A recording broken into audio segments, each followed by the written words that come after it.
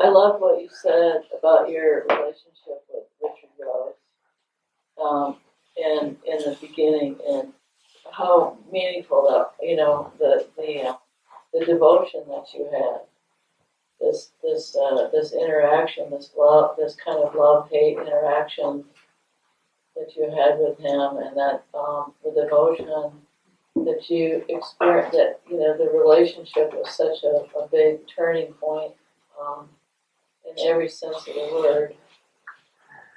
And it just seems to me there was just a sense of love in that relationship. And I wonder, did you feel like that you had differentiated from him at the end, or was it when he at the end when he passed? What do you mean differentiated from him? Differentiated in the sense that almost like a mother-child relationship. Well, he was a true godfather to me. The baptism, you have to choose godparents, and he kind of showed me the meaning of what a true godfather can be. He was like a father to me, a spiritual mentor and all that. But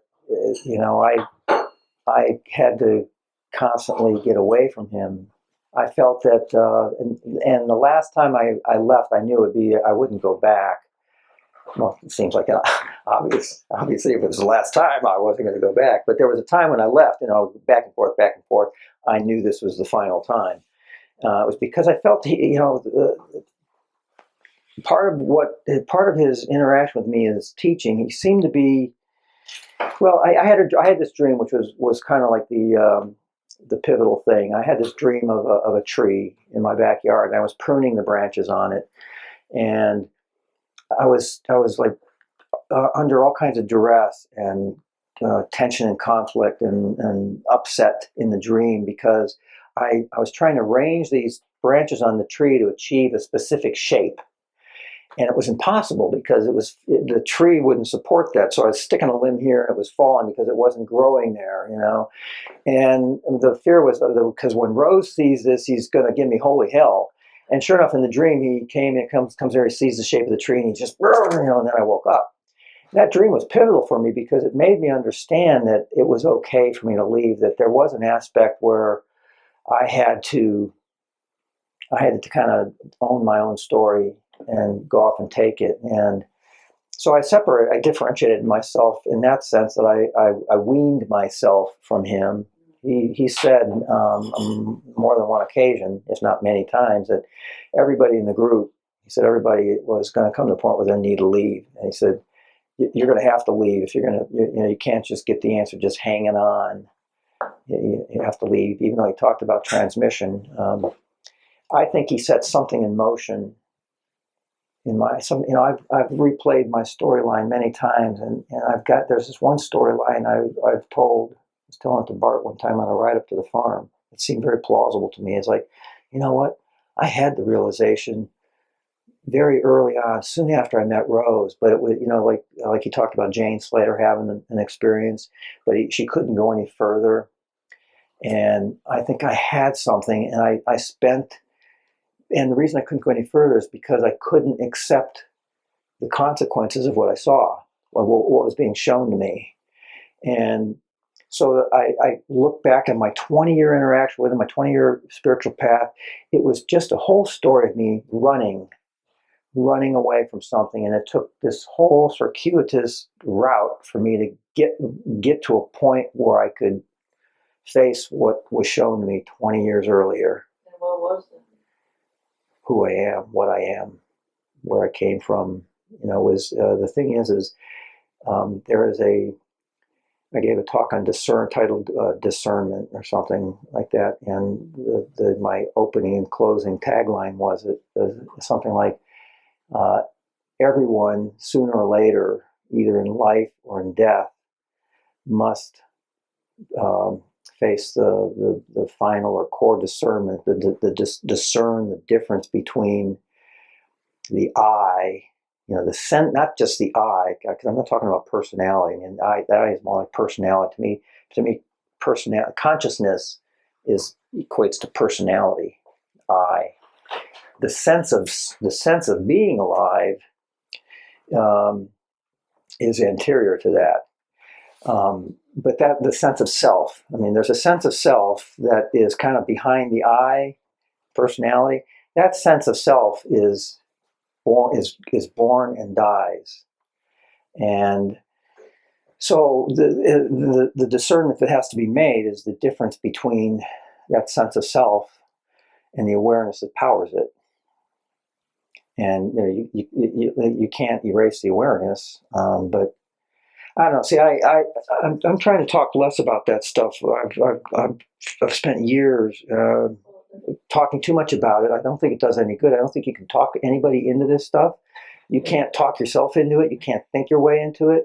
It's not productive to explain it, because then people think, like you were saying, oh, you had this opportunity, and then you immediately correlated it with all the knowledge and past experiences you have about the teachings and what the answer is. But so this is one other quick question. Getting back to the not being the doer. There's no doer and not being the doer. Do you think that? I'm pretty busy. I do a lot of things. I mean, I recognize that doer. I mean, I hate to, this is a very kind of a very belated and very old question, which I'm sure you'll toss out. I'm sure is do you think there was some kind of karmic connection between you and Rose, or do you think karma is some kind of thing? I mean, well, from one perspective, yeah, I could easily answer yes. I wouldn't use the word, well, I don't know if it's karma or not. To me, I created a lot of karma in my life. I set a lot of things in motion when I got married, and I'm still paying the price. I mean, I don't mean that in a negative way, but I mean, it's just, you can't, just because you have a realization of your being, doesn't mean that I've been asked the question, well, don't you feel like one guy asked me, why don't I just push my family aside, the equivalent of that, and then become, go on turn my life upside down. To me, there was no reason to change anything. But I don't disagree with, like Bart, for example. He frequently in his talks, he talks about how, in a way that suggests that everything is predetermined and the story is fixed, and there's nothing anyone can do to change it. But that's you don't know what the story is. Since none of us know that as we're living it out, you can't use that as a basis for anything. It's just words from somebody else anyway. The point is you don't know if there's predestination or karma or any of that stuff. Karma, if you just said, well, karma is cause and effect, that's pretty easy to accept, because you can on a trivial level, you can say, I do this action leads to this result. So then maybe there's some really meta level where things get set in motion. But I've thought over the years, like, well, okay, so why does if you take two hypothetical seekers who have equal commitment and equal intensity, and they do pretty much, their story seems to be pretty much parallel, and one discovers this their being in a way that they transcend the self. And as I hear these words, I know this is a non-dual group, and I heard a lot of language yesterday. I mean, I understand why that language gets used, but you can't talk about this stuff without using nouns. And to attempt to change everything to verbs and not use nouns, I mean, I guess you get really good at it. I mean, I never tried to do that, and so I don't worry about it. When I say, When I say I saw my own non-existence, who are you talking about? That seems like a contradiction. Yeah, it's a contradiction, it's a paradox, but I'm not going to twist myself into a pretzel to come up with words that's me. So I don't think any of that at the end of the day is helpful. Generally speaking, I don't want to rule anything out because you never know what is going to be the brick in the pavement for one person versus another. There's somebody who's had a certain life experience and gone through a certain process, has gotten to a certain point in their life, and it still hasn't dawned on them. And hearing those words or words of a certain type may make something dawn on them, but not everybody. Yeah. You said something today I've never heard a presenter say, or someone who has, and I don't even know the words to say, had the shift in perception. I guess that's one way of saying it. You said that you wanted this not to be a dream. Can you say more about that? You mean towards the end we were talking about how I don't laugh as much as I cry? You want this not to be a dream. Well, I mean, it's a story. If you ever gone to a movie and been moved by the story in the movie to tears, Dr. Zhivago, maybe that's not a good example. I don't remember. I don't remember. Did Dr. Zhivago make you cry, or so? There's I've had the experience over the years since my realization that it's actually lessened, thankfully, because it can happen at the most inopportune times. But I'll just catch a news story be walking through an airport and see something on the news, and it's some little trivial, schmaltzy, perhaps if you made a movie out of be schmaltz, or cliche or something, but some little touching thing. Some story of well, I had a reading at the original talk there. I found a story in the newspaper about some old Danish woman who picked up one of the refugees and was going to take them to illegally, which they weren't supposed to be doing this, but these people were barefoot. They had like young kids, whatever, and she drove them across, Copenhagen to the bridge, across into Sweden. She got caught and fined for the articles about how she's being punished. Fine and all this, but in the story, what turned when I was reading this story, what turned, and pushed this button in my nervous system, so to speak, with the perspective I have, was she just at the very. She was only going to take them so far initially, and then she said, "Oh, what the hell? I'll just keep. Oh, we're almost there. Let's just go all the way." And at the end, she took this locket that had been her. It was either had been her daughter had died recently, or she lost her daughter when her daughter was a child. There was some point in angle where the stories lined up, and so she had this locket that she always carried with her, and she gave it to this little kid. Just kind of a spontaneous thing. She said, "Here, you take this. Maybe it'll bring you luck." And I just think things like that they're so moving, because it's like a little pinhole in the tapestry, but on the other side of that pinhole is the same core, all-encompassing love that this whole thing is a theme of. Well, and it's overwhelming. That's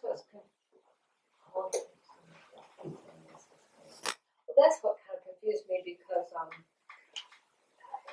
if I could have that shift in perception that you have, it would seem to me that knowing my true nature would be, that this story would pale in comparison. Yeah, you can't. What I'm talking about there, that's the experience of this personality. I have, I've got a body and a nervous system, and perspective, and part of it's a conundrum. I can't explain who saw that they didn't exist. But somehow there's a I'm still the drop, but this boundary around the drop in the ocean got erased or perforated in such a way that I feel like I'm two people. I've got one leg on each side, and it's in this experience without this recognition. If that weren't there, then stuff like that wouldn't be as intense or poignant. I mean, in many respects, I feel like my life is more intense, more enriched, because I can look at things and just see, I don't know, I see things through different, with less of an ego agenda, I guess. I don't know. I really can't explain it to you. I mean, I've even asked questions. Remember, Art was going over to visit Douglas Harding one time. He said, "Hey, you got any questions for Douglas?" And I said, "Yeah, I got one question." I said, why my reaction? I see all these different ways people react, and they, react with laughter and or this and that. Why? And I think your answer was he seemed to be puzzled by the question, and Well, you said that, so I didn't know, I probably didn't convey it in the right way, but I used the words that you gave me. It had something to do with pain or suffering. You said, well, you can't go up and away from it. You have to go in, down, and through. Yeah. Well, yeah. Pain and suffering is the wrong word. This is more like a sweet poignancy. It's an overwhelming poignancy. So in that sense, I feel like I'm in love with life. I wrote a verse somewhere. If I had it at my fingertips, I'd read it right now. But it's kind of like in our IO group, Artima wrote me in one of the letters, like, "Where's Bob? Where's Bob now?" And I said, Bob is lost in his personality, lost in the dream, and he can't see me like I see him, but he's in love with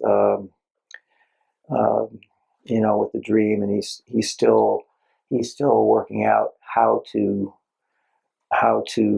be in the dream and abide in me at the same time, or something. I don't remember what I wrote, but I mean, this is my perspective is that this is a final absolute realization. There's nothing else for me to. There's not another level or I mean, could I somehow manifest this more in my life somehow? But I don't know. That's like this persona talking that I'm going to do something with it.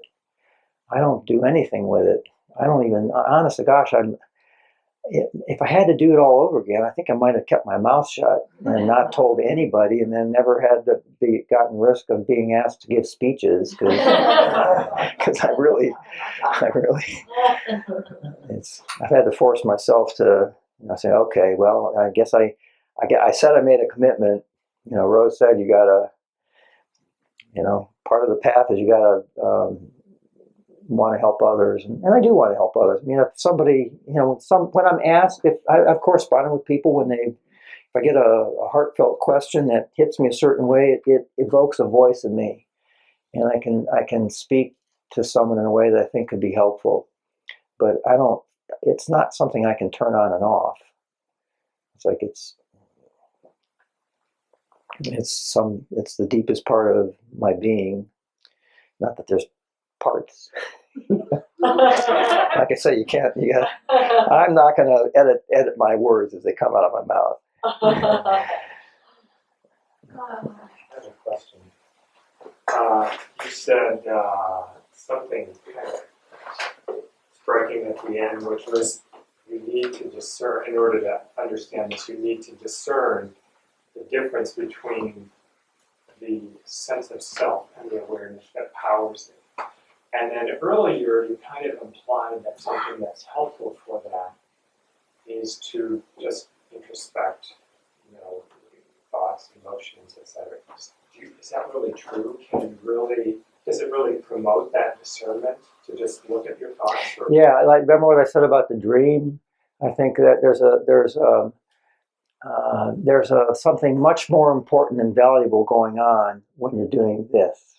This being when you're looking at yourself, looking at your, looking at trauma, looking at your thoughts, looking at your actions, looking at your behavior. It's like you're I think you tend to do that with less of a profit motive, so it's less ego-based to begin with, so it's less ego-reinforcing. You're just trying to figure, you're like, what's going on? Where? And the idea is not to think about it. You can't think your way to an answer. So doing those exercises, that's going to generate all kinds of thoughts. And you'll go off in a flight of thought, but you'll remember and bring yourself around. But the thing is, when you're all done with that, the attention keeps coasting. There was a different direction in the attention. It was away, instead of external experience. You could argue that, well, I'm still looking at experience because now I'm projecting it inward. I mean, it could be tricky, but you can't argue yourself into being frozen. You got to do something, and I just think it's more productive ultimately to and direct to look at yourself in various facets of yourself.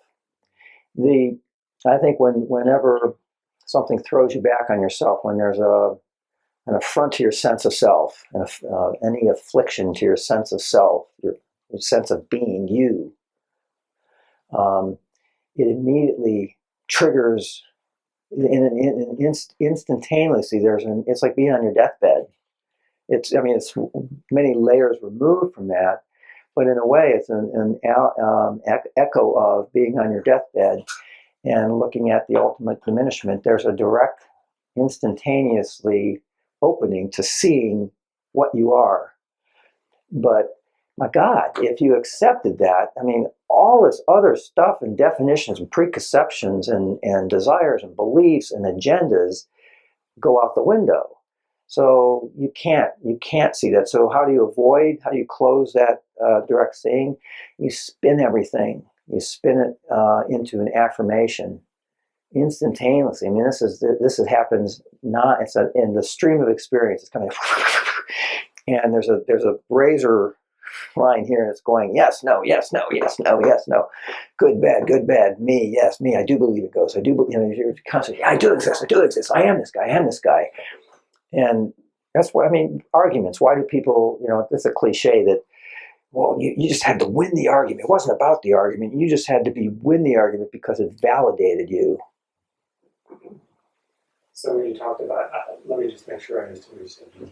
When you talk about the spinning, you're talking about the defense mechanism to avoid seeing who you really are. Is that? It's deeper than that. That's one outer facet layer of it, but it's this whole thing here, becoming the body, becoming the ego identity.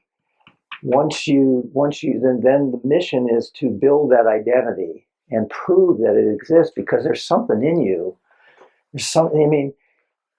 At some point in your evolution, you realize that you were vulnerable, that the physical body was vulnerable. You could be injured, and you were actually your existence was actually in danger. And then at some point in your evolution, you somehow figured out how to become independent of the body, or at least believe that you're independent of the body. Nobody would ever say I'm the body. Everybody thinks they know for a fact, and of course I know I'm not the body. I know the body's going to die. Well, what do you think is going to happen to you when the body dies? Everybody's convinced that, well, I'm this spiritual consciousness. No, that consciousness doesn't exist. Independent of experience. No experience, no experiencer. And so our mission is to the body is programmed to survival instinct, and that's like transfers to the we escape the body, but now we still want to live as an I. And so my take on the Nisarga, that follow the I am. Maharshi is saying, just who am I is the question. Ask yourself, well, follow the I am. You can try to do that, and it may have value, but I don't think it can be done. I don't think you can do it directly. I think you have to look at it obliquely, because when you look at it directly, an agenda kicks in. It's like you're You know that in the Star Wars movie, the guy that's in that thing where he's shooting the planes and he's moving around, the thing with, sorry, moves around automatically. I get the sense that that's kind of how the ego is, and when you're trying to ask who am I, you can never see what's looking, because you think you're going to outwit it, and the very volitional intention of doing that guarantees. And so you're starting from a point of view where, yeah, this is, I'm the guy looking, and I'm going to find that, I'm going to add something to me. I'm going to figure something out.